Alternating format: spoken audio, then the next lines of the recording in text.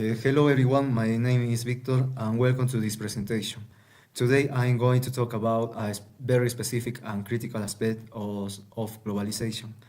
Specifically, I want to address the economic impact it has on developing nations and how countries like Peru can change their destiny. Before we dive in, let's quickly look at the outline of my presentation. First, I will introduce the core problem, the raw material trap. Second, I will analyze why this dependency happens from my perspective as an economics and future civil engineer. Third, I will propose a viable solution focusing on infrastructure. Then I will discuss the expected impact. And finally, I will conclude with three open questions for you, my YouTube audience, to discuss in the comments. Let's start the problem. I have a background in economics and I am currently studying civil engineering. So both lens, I see a significant flaw in how economic globalization operates. In theory, globalization integrates the world, but in practice, there is a several imbalance. Countries like Peru are relegated to being mere providers of raw materials. We extract minerals and export them, only to buy back the finished technology at a much higher price.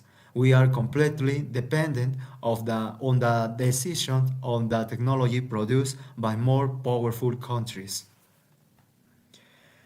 What does this happen? According to economic theory of a structural dependency, and as highlighted in various reports by the Economic Commission for Latin America and the Caribbean, or ECLAC, developing nations fall into this trap because they lack local industrialization. My personal viewpoint is that our economic vulnerability is tied to our physical infrastructure. We cannot produce high-tech goods or process our raw material if our transport and roads systems are designed merely to take raw materials out of the country rather than connected internal industrial hubs. A proposed solution.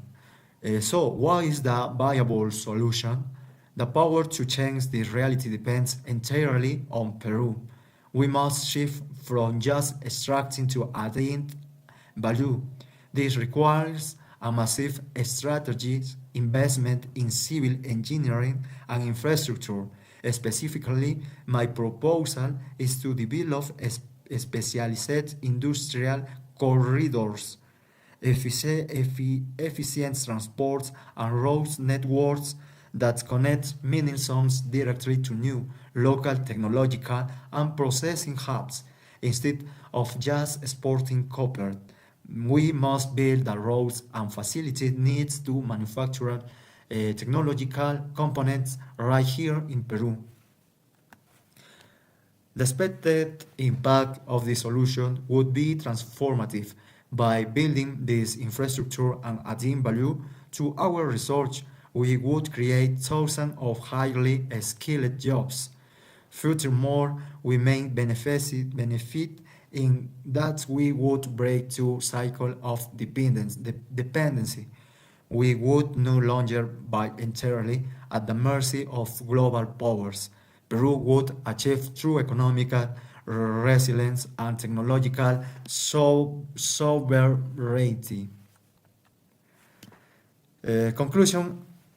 To conclude, localization is not a fixed destiny. Peru has the wealth. Now we just need to infrastructure and the vision to transform it. Since I want this to be an active conversation, I have three open questions for you to answer in the YouTube comment.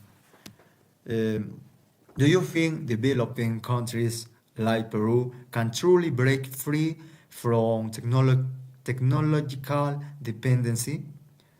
2. What specific industry should Peru try to industrialize first instead of just exporting the raw materials?